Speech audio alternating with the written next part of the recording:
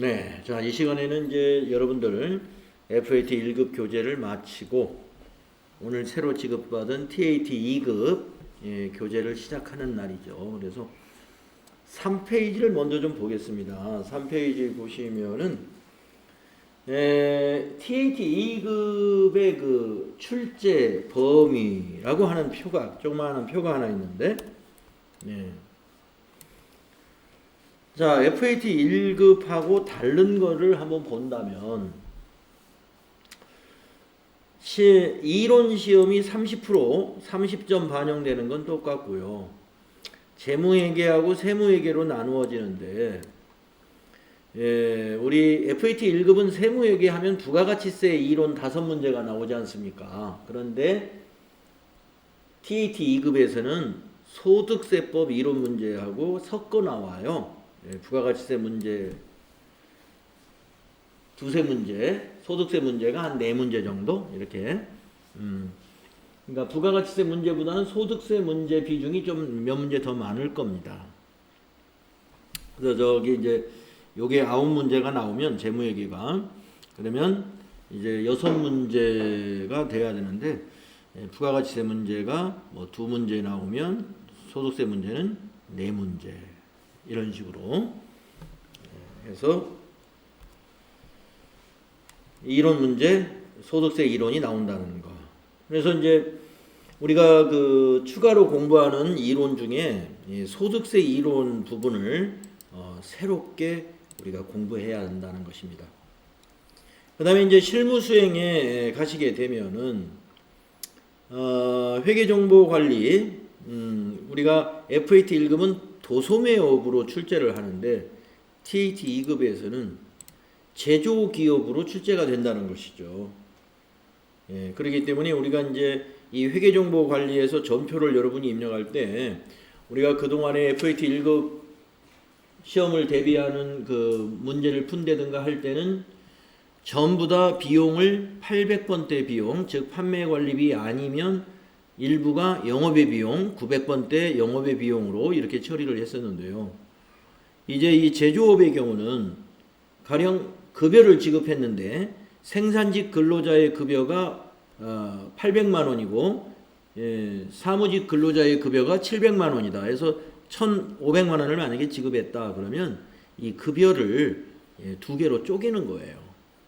생산직 근로자는 제조원가에 들어가는 코드 500번대 급여를 또는 임금이라는 계정을 써야 되고, 또 사무관리직의 경우는 지금과 같이 801번, 800번대 급여를 쓰는 거죠. 그래서 이 비용 처리할 때 생산 분야의 비용과 판매 관리 분야의 비용으로 계정 과목이 구분돼야 된다는 거. 요게 좀 이제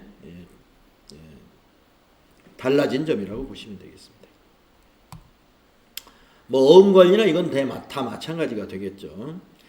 그 다음에 이제 실무 수행에서 부가가치세 관리에 대한 문제가 나오는데, 우리 FAT 1급에서 나오는 부가가치세 문제보다는 훨씬 더 좀 복잡한 문제가 나온다고 보시면 돼요.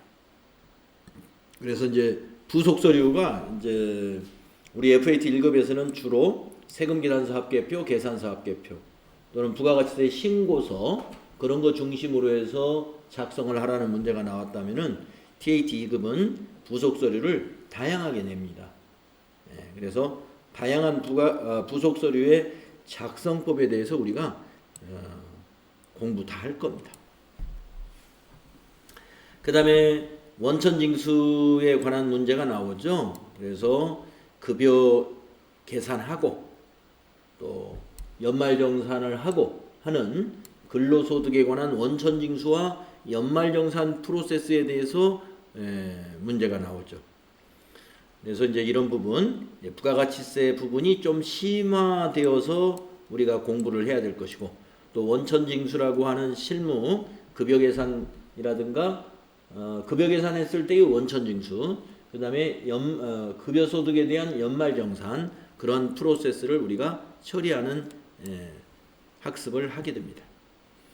TAT 2급은 FAT 1급보다 30분을 더 줘요. 그래서 90분간 시험이 진행이 됩니다. 자, 밑에는 세부 출제 내용이니까요. 이 세부 출제 내용은 여러분이 개인적으로 참고하시면 되겠습니다.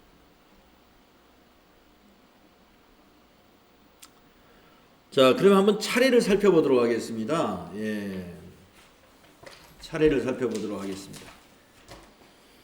자, 제1장은 재무회계 이론 제대로 알기 해서 여기 상당히 많은 부분이 다 FAT 1급 때 공부한 내용하고 중복이 됩니다.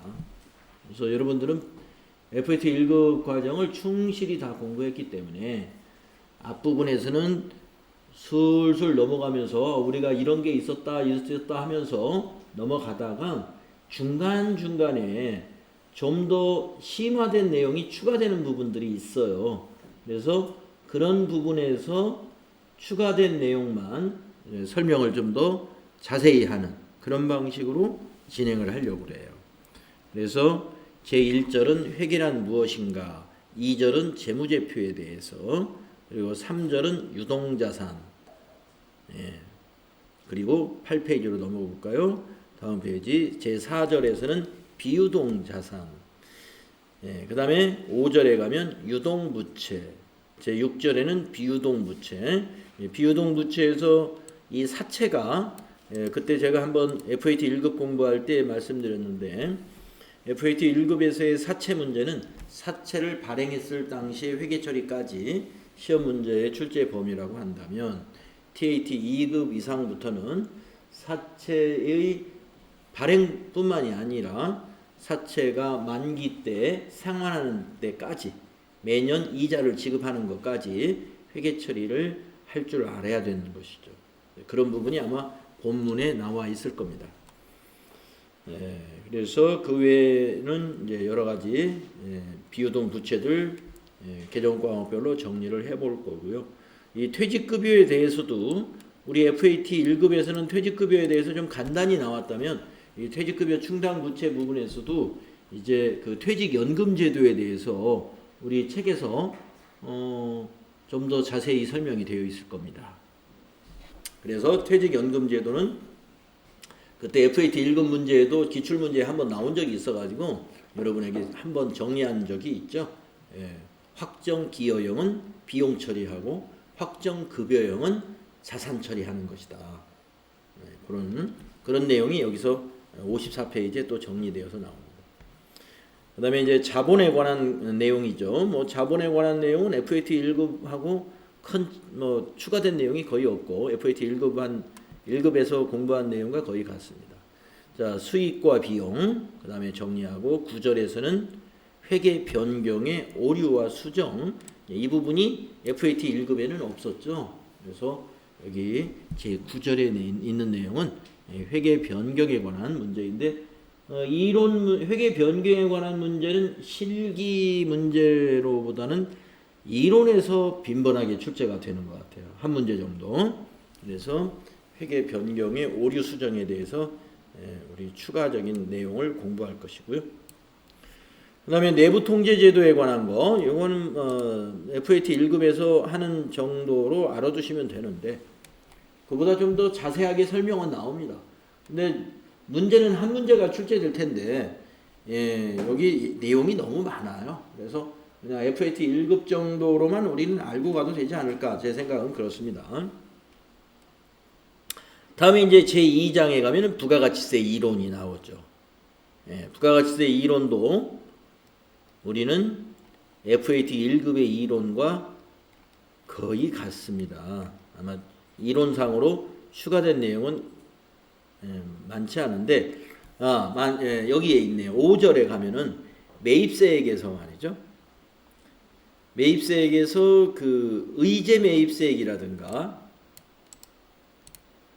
또 재활용 폐자원, 중고자동차 등 이런 거에 관한 특별 공제, 특례 공제 관련된 그 처리라든가, 그 다음에 공통 매입세액의 안분 계산 방법이라든가, 또 면세 사업자의 감가상각 자산 과세 사업 전환 시의 매입세액 공제 부분, 이런 부분들이 좀 추가가 돼요.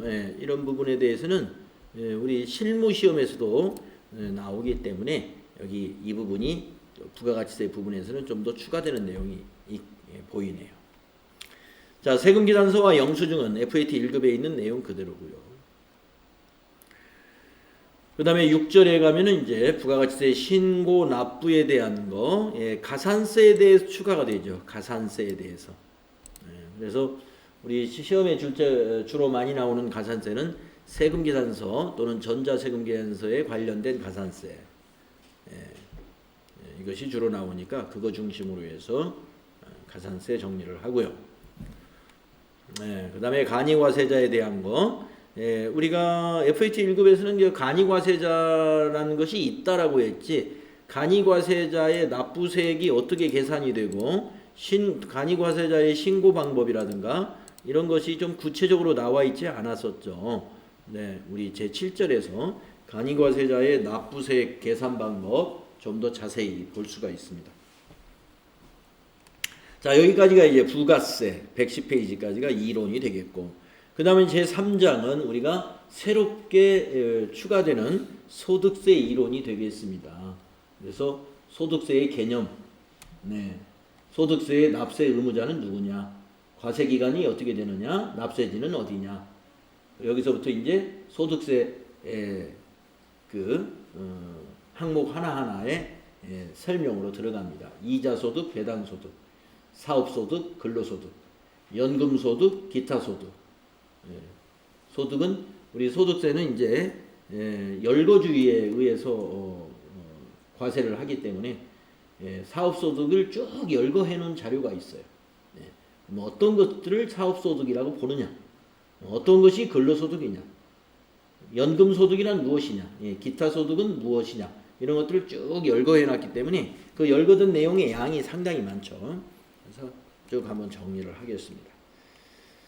이론에서는 여기 기타소득, 연금소득, 근로소득, 사업소득, 이자소득, 배당소득이 다 이론에서 나옵니다만은 실무시험에서는 근로소득 요 하나만, 실기에서는 요것만 나와요.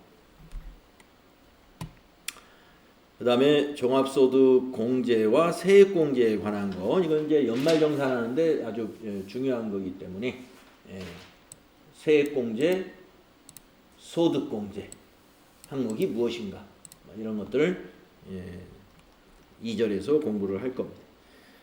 그 다음에 종합소득세 신고하는 방법. 여기서 이제 종합소득세라는 건 근로소득뿐만이 아니라 사업소득, 이자소득, 배당소득 모든 걸 통합해서 우리가 5월 달에 신고하는 그러한 신고 절차를 제4장 종합소득 신고 제대로 알기 위해서 하는데, 이 신고에 대해서는 시험에서는 출제가 안 되기 때문에 시험과 관련되는 것만 우리 여기 제4장에서는요 우리 시험 출제하고 관련된 부분만 체크해 가지고 공부를 하도록 하겠습니다. 나머지 부분은 한번 어떻게 흘러가는 것인지 쭉 살펴는 볼 거예요. 그 다음에 5장에는 원가계산 이론이 나오는데, 이 원가계산 이론은 FAT 1급에 있는 그 내용인데요. 우리 학습 내용에 제외되죠. 시험에도 TAT 2급에도 원가계산은 나오지 않습니다. 그 다음에 제6장은 비영리 회계에 대한 이론인데요. 이거 역시 FAT 1급에 있는 그 내용이고, 이거 우리 시험 출제 범위에 들어있지 않고 우리 과정에도 이거는 편성되어 있지 않습니다. 그래서 이거는 패스할 겁니다. 그리고 제7장에 이론 실전 문제라는 게 있는데, 이거는 우리 앞에 이론을 정리하면서 중간중간 왔다 갔다 하면서 이 실전 문제, 우리 FAT 1급 공부할 때도 그랬죠. 왔다 갔다 하면서 풀 거라고 풀었었죠. 이것도 마찬가지로 그렇게 하겠습니다. 부가가치세 문제도 마찬가지, 소득세 이론 문제, 여기까지는 왔다 갔다 하면서 풀 거고요. 원가 계산은 문제 풀지 않겠죠. 비영리회계도 문제를 안 풀 겁니다. 그러면 여기까지가 뭐예요? 247페이지까지가 이제 이론이다 이거죠. 그러면 제2부로 넘어가면 이제 실기입니다. 그래서 TAT 2급 메뉴를 열어가지고 더존 스마트 A에서의 회계정보 시스템, 세무정보 시스템을 우리가 운영을 할 거예요. 그래서 업무용 수용차 등록 뭐 이런 거 거래처 등록 우리 FAT 1급에서 다 했었는데 이제 새로운 회사로 또 한번 다시 한번 연습을 하고 전표 관리, 출금 전표, 입금 전표, 대체 전표, 자금 관리, 결산 관리 순으로 이거 복습하는 내용이 많을 겁니다. 여기서는. 네, 그다음에 이제 전자세금 계산서 발급과 전송인데 우리 FAT 1급은 수정 전자세금 계산서를 발급 전송하는 것은 출제 범위가 아니라서 안 했었잖아요. 그런데 TAT 2급에서는 이 문제가 한 문제 나옵니다. 수정 전자세금 계산서를 FAT 1급은 그대로 입력만 하는 걸로 나오죠. 수량 마이너스로 해서 입력했던 거 기억나실 거예요. 그런데 TAT 2급은 수정 전자세금 계산서를 직접 발급 전송하라는 문제가 나온다는 거죠. 이것도 새로운 실습이 될 거예요. 그 다음에 제2절에 가면 이제 부가가치세 부속서류가 있는데 보다시피 1번부터 15번까지 부속서류가 엄청 많죠. 그래서 여기 쭉 열거되어 있는 거 다 한 번씩 해볼 겁니다. 그래서 부속서류를 지금 현재 부가가치세 신고하는 그 사업자의 종류에 따라서 여기 있는 그러면 부가가치세 신고할 때마다 여기 1번부터 15번까지 이 부속서류를 다 작성하는 겁니까? 해당되는 사업자만 작성하는 거죠. 해당되는 사업자만. 우리는 이제 시험 준비를 하는 거니까 이걸 다 한번 해보는 거지만 실제 실무에 가서는 그 업종에 해당되는 우리 회사하고 관련된 부속서류만 만들면 되겠습니다.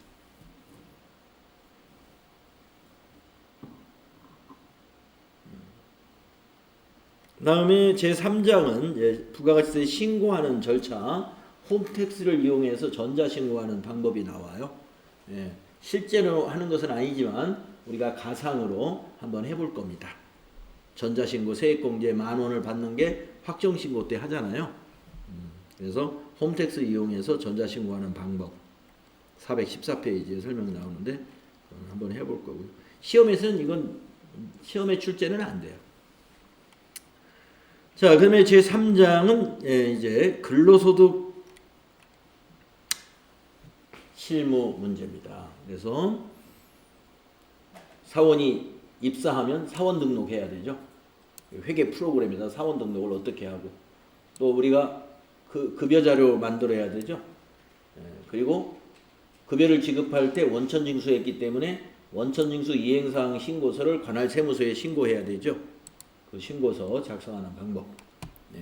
또 일용직 사원의 경우는 일용직 급여 관리를 따로 해야 돼요.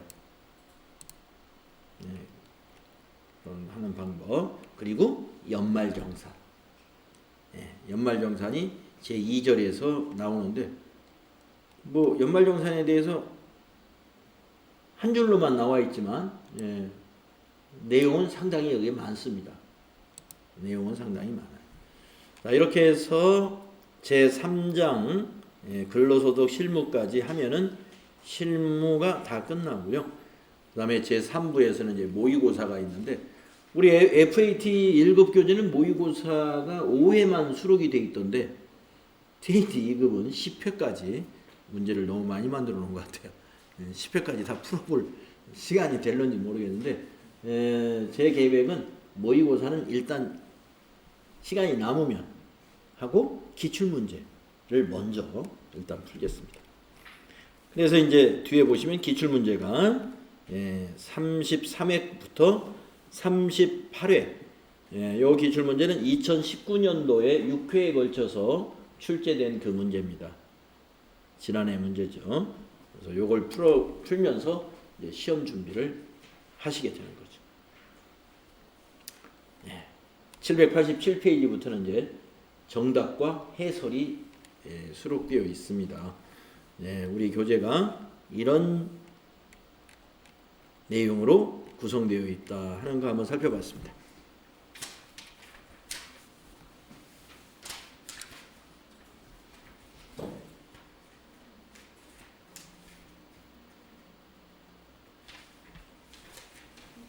네. 아, 녹화 지금 하고 있는 것 같은데 안 하고 있네. 녹화 녹화되고 있습니다. 자, 그러면은 우리 23쪽으로 넘어갈까요? 23쪽. 네. 23페이지.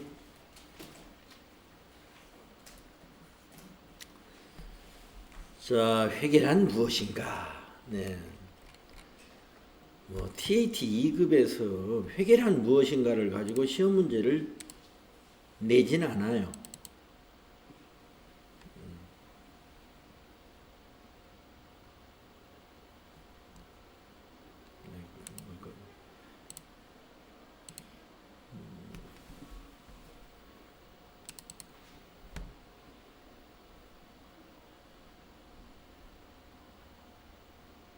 네. 그래서 지금 여기 있는 정리된 거 우리 FAT 1급에 있는 내용 그대로입니다.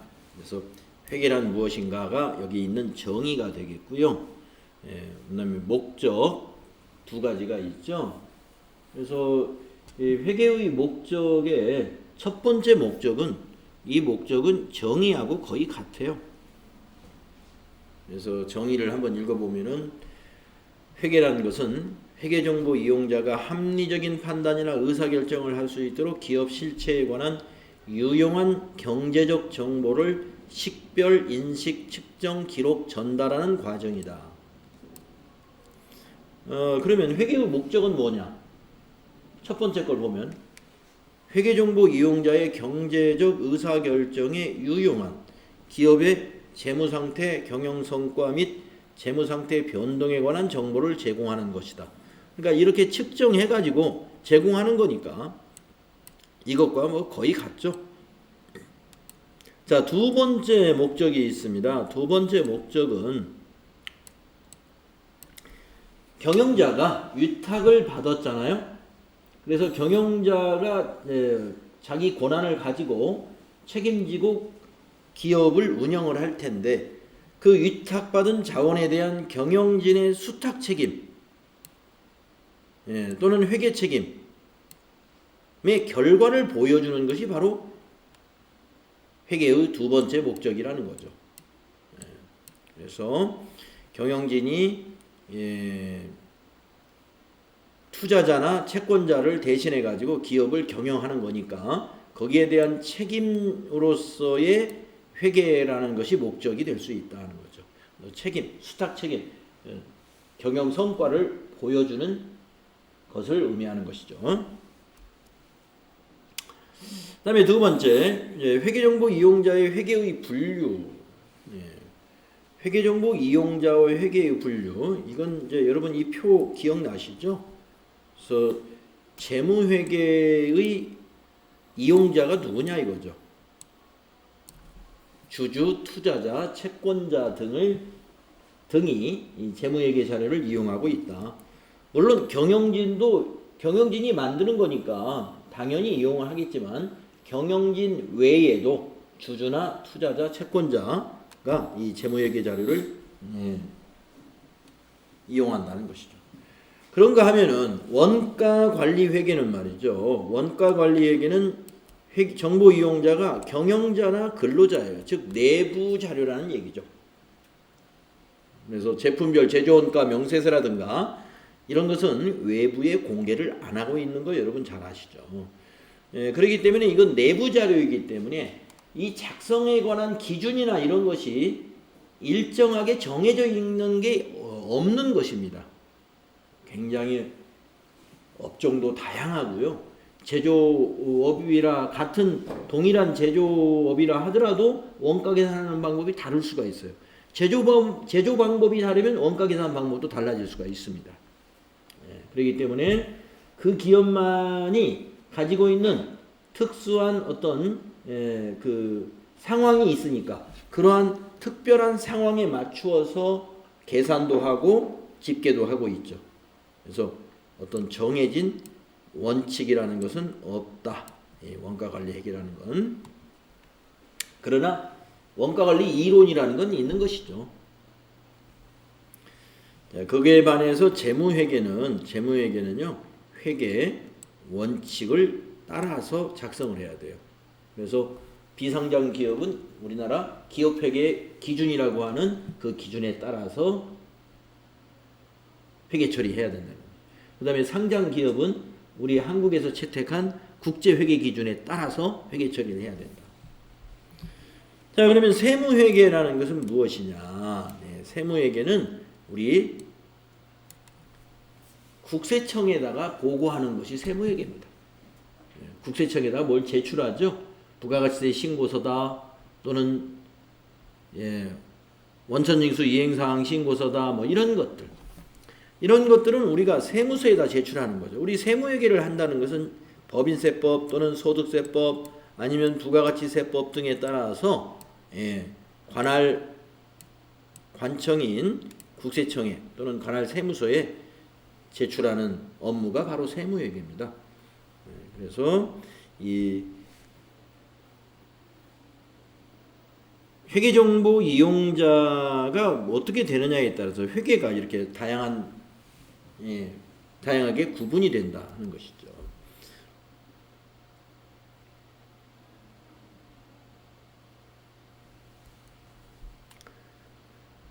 그 다음에는 이제 회계의 기본 과정이라고 해서 표가 하나 있는데 여러분 기억나시죠? 이것도 회계의 기본 과정. 그래서 기업 실체의 과정, 계속 기업의 과정, 기간별 보고의 과정이다 하는 세 가지 기본 과정 한번 정리해 보겠습니다. 자, 기업 실체의 과정은 기업을 소유주와는 독립적으로 존재하는 회계 단위로 간주를 해야 된다는 것입니다. 소유주하고 구분된다 이런 얘기입니다. 소유주와 기업은 독립적이다.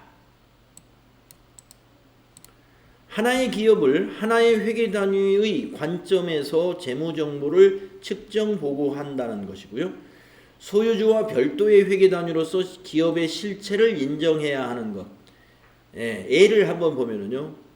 회계 단위라는 것은 기업의 경영 활동을 기록 계산하기 위한 장소적 범위를 말하는데, 예를 들어서 회계 처리는 주주 등의 입장이 아닌 기업 실체 입장에서 한다 하는 얘기입니다. 기업 실체의 과정이라는 것은 어떤 주주의 입장이 아니고 또는 경영자의 입장도 아니고 그 기업 실체에 관한 입장에서 회계 처리를 한다. 그런 얘기가 되겠습니다. 그래서 소유주와 기업은 독립적이다. 이게 기업 실체의 과정이라는 것이죠. 두 번째, 계속기업의 과정은 일반적으로 기업이 예상 가능한 기간 동안 영업을 계속할 것이라는 과정입니다. 기업은 그 경영활동을 청산하거나 중요하게 축소할 의도나 필요성을 갖고 있지 않다는 가정을 적용하는 것이다. 그래서 이 계속기업의 가정이라는 것은 예를 들면 건물의 내용 연수를 20년 등으로 해서 감가상각을 할 수 있는 것은 우리 회계의 계속기업의 가정을 전제하기 때문에 20년으로 비용을 나누어 처리할 수 있다는 것이죠. 그 다음에 세 번째, 기간별 보고의 과정. 기업 실체의 존속 기간을 일정한 기간 단위로 분할하여 각 기간별로 재무제표를 작성합니다. 기업의 경영활동을 영업이 시작되는 날부터 폐업하는 날까지 전체적으로 파악하기는 어려우므로 인위적으로 6개월 하면 반기가 되고 1년 하면 1회계년도가 됩니다. 1년 등으로 구분하여 재무제표를 작성한다. 그래서 우리 회계연도라 하는 것은 1년을 넘지 않는 범위 내에서 기업이 정하도록 되어 있어요. 여기서 기업이 임의대로 정할 수 있는 것은 법인의 경우는 기업이 임의대로 정할 수 있습니다. 7월 1일부터 6월 31일을 우리 법인은 1회계연도로 하겠다. 이런 걸 정할 수가 있어요. 법인이 아닌 개인기업은 그냥 1월 1일부터 12월 31일 똑같습니다. 자, 그래서 우리 회계의 전제 조건, 기업 실체의 과정, 계속 기업의 과정, 기간별 보고의 과정이라는 게 뭘 의미하는지. 그다음에 네 번째 이 발생주의라는 거 매우 중요하죠. 우리가 결산 때 수익 비용의 이연과 발생에 대한 정리를 네 가지 공부했잖아요. 그게 바로 여기서 말하는 현금주의가 아니라 발생주의에 따라서 우리는 회계 처리하는 게 원칙이다 이겁니다. 현금의 수수와 관계없이 거래가 발생한 시점으로 인식한다는 거죠. 그러니까 거래가 발생한 시점으로 수익도 인식하기 때문에 외상매출금이라 하더라도 바로 3월 11일 날 500만 원만큼의 상품을 외상으로 매출했다. 그러면 3월 11일 날 상품 매출로 인식을 하죠. 3월 11일 날 외상 매출했더라도 그 얘기입니다. 그래서 우리가 외상 매출이 일어난 그 시점에 수익으로 인식하는 것처럼 이런 것들을 우리는 발생주의라고 하는 거죠. 거래가 발생된 시점. 수익과 비용도 마찬가지입니다. 수익과 비용도 현금을 받았느냐, 현금을 지급했느냐 기준이 아니라 기간이 경과했느냐. 그 기간 경과를 가지고 수익과 비용을 인식하는 것을 우리가 수익과 비용의 발생주의에 따른 회계처리라 이렇게 말할 수 있죠. 이게 뭐 외상매출금, 외상매입금 관련된? 네, 그것도 발생주의입니다. 그것도 발생주의에 인식해서 외상으로 매입하고 아직 대금을 지불하지 않았습니다. 그러나 우리는 오늘 만약에 외상으로 매입했다면 오늘 그 부채가 발생된 걸로 인식하는 거죠. 그것이 바로 발생주의의 개념이다. 다음에 5번에 보면 회계정보의 질적특성 나오는데 아까 우리 FAT 1급 문제도 풀 때 이제 질적특성 문제가 나왔어요. 정보 이용자의 의사결정에 유용하기 위하여 회계정보가 갖추어야 할 주요 속성을 말하는데 가장 중요한 질적 특성은 목적 적합성하고 신뢰성이 있다는 것이죠. 그래서 목적 적합성에 해당되는 하위 질적 특성이 이렇게 세 가지가 있는데 하나는 예측가치, 하나는 피드백가치, 하나는 다음 페이지에 있는 적시성 이렇게 세 가지가 있죠. 그래서 예측가치는 정보 이용자가 기업의 미래 재무상태, 경영성과 순현금 흐름 등을 예측하는 데에 그 정보가 활용될 수 있는 능력이라는 거죠. 그래서 예측가치의 예제로서 우리가 가장 이해하기 쉬운 예가 뭐냐면은 반기 재무제표를 보고 연간 이익을 그 이용자들이 예측하게 하도록 한다는 거죠. 반기 재무제표를 우리가 작성하는 이유가 바로 예측가치를 제공하기 위한 것이다. 이런 얘기가 되겠습니다. 다음에 피드백가치라는 건 뭐냐? 연간 이익을 예측을 해보니까 당초하고 계획이 다르더라. 생각했던 거하고 달라졌어요. 그러면 그 정보 이용자가 계획을 수정하는 거. 우리가 그 계획을 수정하는 것을 우리는 피드백이라고 하는 거죠. 제공되는 회계정보 정보 이용자의 당초 기대치를 확인 또는 수정되게 함으로써 의사결정에 영향을 미칠 수 있는 그런 상황, 여기서 능력이라 했는데 그 능력을 우리가 피드백가치. 예를 보면은 어떤 기업의 투자자가 특정 회계 연도에 재무제표가 발표되기 전에 그 해와 그 다음 해의 이익을 예측하였으나 재무제표가 발표된 결과 당해 연도의 이익이 자신의 이익 예측치에 미달하는 경우 투자자는 그 다음 해의 이익 예측치를 하향 수정을 할 것이다. 이런 얘기가 되겠습니다. 그 예측가치하고 관련해서 다음 페이지로 가보시면은 적시성. 의사결정 시점에 필요한 정보가 제공되지 않는다면 그 정보는 의사결정에 이용될 수 없죠. 따라서 이 목적 적합성을 상실하게 됩니다. 그래서 시기가 적절해야 된다는 게 적시성입니다. 그래서 에피적, 이게 목적 적합성과 관련되는 내용이라는 걸 우리가 잘 기억해 둬야 돼요. 그래서 예를 보면은 A기업의 2분기 손익계산서를 공시하기 전까지 1분기 손익계산서를 공시하지 않았다면 이는 적시성을 훼손한 것이다.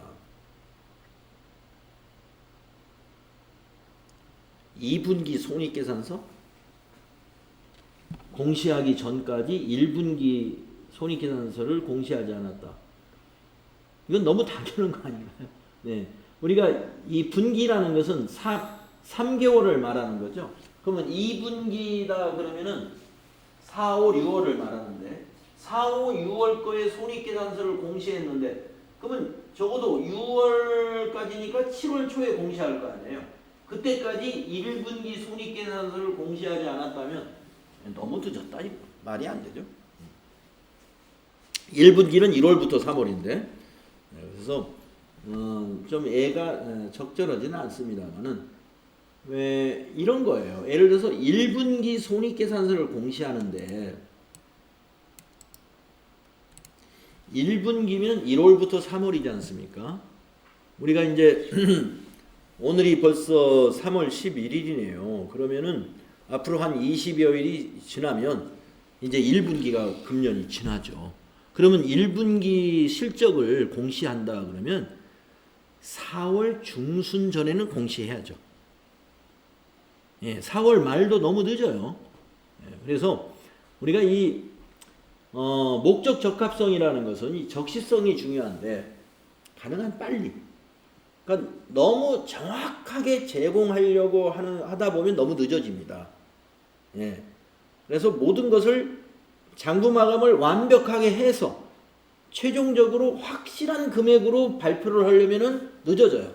그러니까 일부 추정치를 넣어가지고 가능한 한 목적에 맞게끔 목적 적합성은 이 신뢰성하고 약간 상충되는 부분이 있다 이거죠. 네. 신뢰성은 목적 적합성하고 좀 달라요. 이건 정확하게 하는 거. 네. 신뢰성을 중요한 것은 신뢰성을 중시한다면 결산 재무제표만을 봐야죠. 그게 가장 확실한 거예요. 분기라든가 반기는 반영이 안 된 것들이 많아요. 거기에는. 그래서 신뢰성이 좀 떨어집니다. 그러나 회계정보 이용자들이 이걸 이용하고 있어요. 그걸 감안하면서. 자, 그러나 이제 신뢰성은 뭐냐? 우리가 이제 표현을 충실하게 해야 되고 검증이 가능해야 되고 중립적이어야 된다. 그래서 표검증이 신뢰성입니다. 그래서 아까 그 표현의 충실성, 아까 그 37회 FAT 1급 문제가 자꾸 생각이 나는데 예를 들어서 그 외상 매출금의 매출 채권에 대한 대손 충당금 설정을 한다는 것은 일반적으로 누가 봐도 이거는 표현의 충실성에 관한 얘기예요. 예.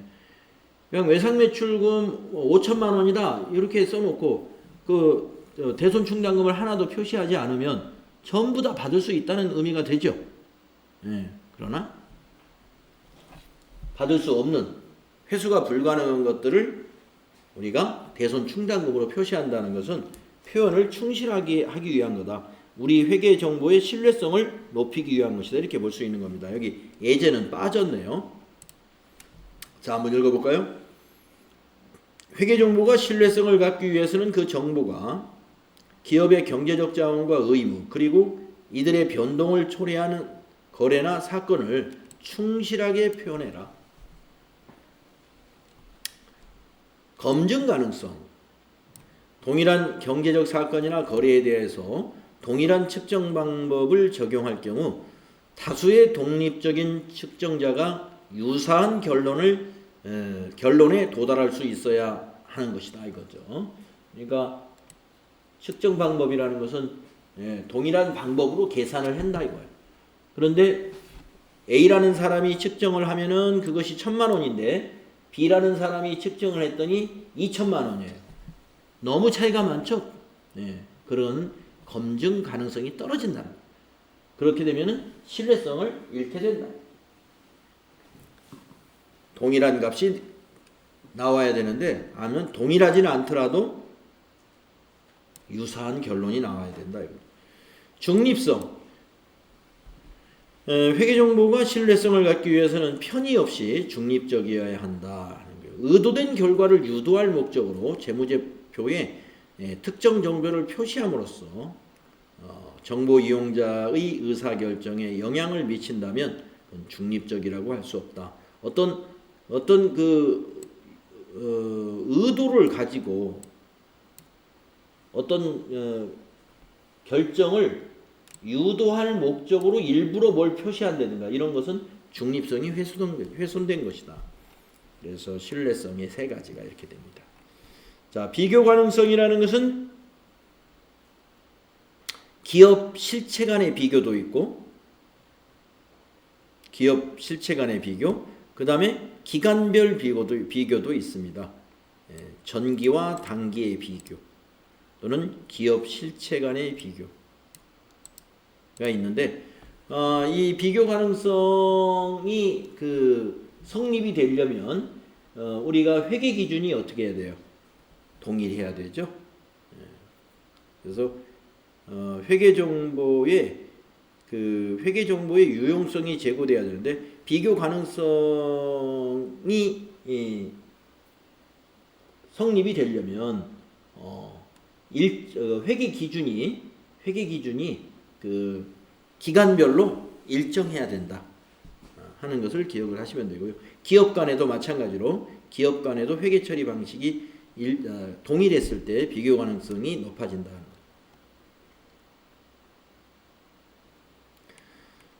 자, 그래서 그것을 밑에 표로 이렇게 알아보기 쉽게 정리를 했습니다. 우리 회계정보의 질적 특성에 중요한 것은 목적 적합성과 신뢰성이 있다는 거고요. 그 밑에 하위 질적 특성들 3개씩 있는데 목적 적합성에서는 뭘 하나를 뺐네요. 예하고 피드백을 합쳐놨군요. 예측 가치와 피드백 가치.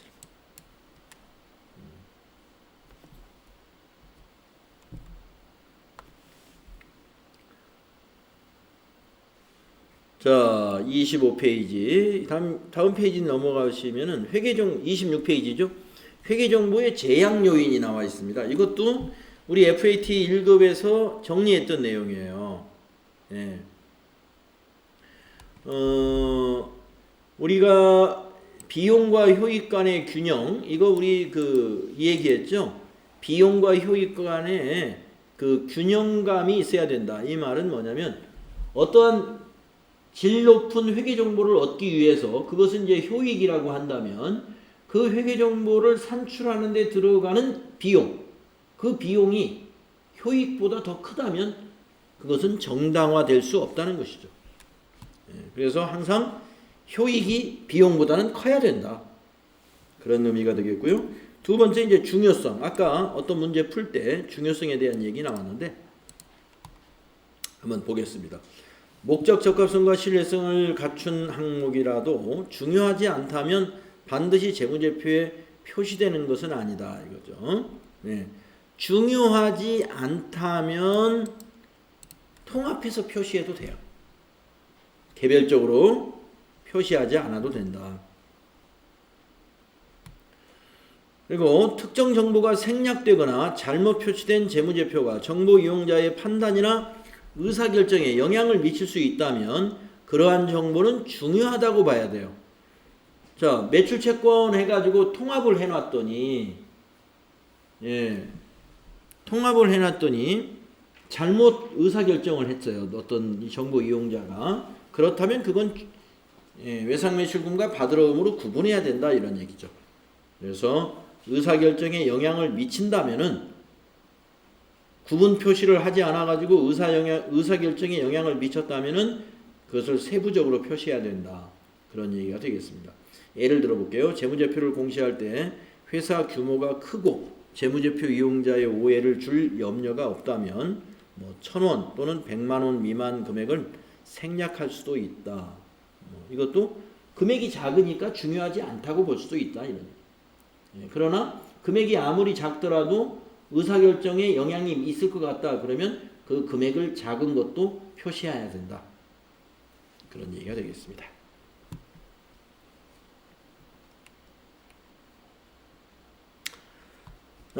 이 표가 하나 있는데요. 요거는 우리 앞에 FAT 1급 교재에는 없었던 내용인데 한번 볼까요?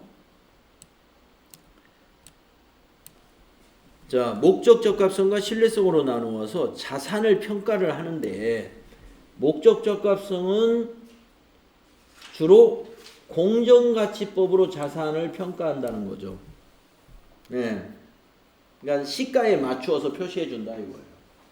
그런데 반해서 신뢰성을 중시한다면은 원가법. 원가법은 뭐예요? 그 자산을 취득한 원가, 취득원가, 취득원가로 표시한다는 거예요. 끝까지.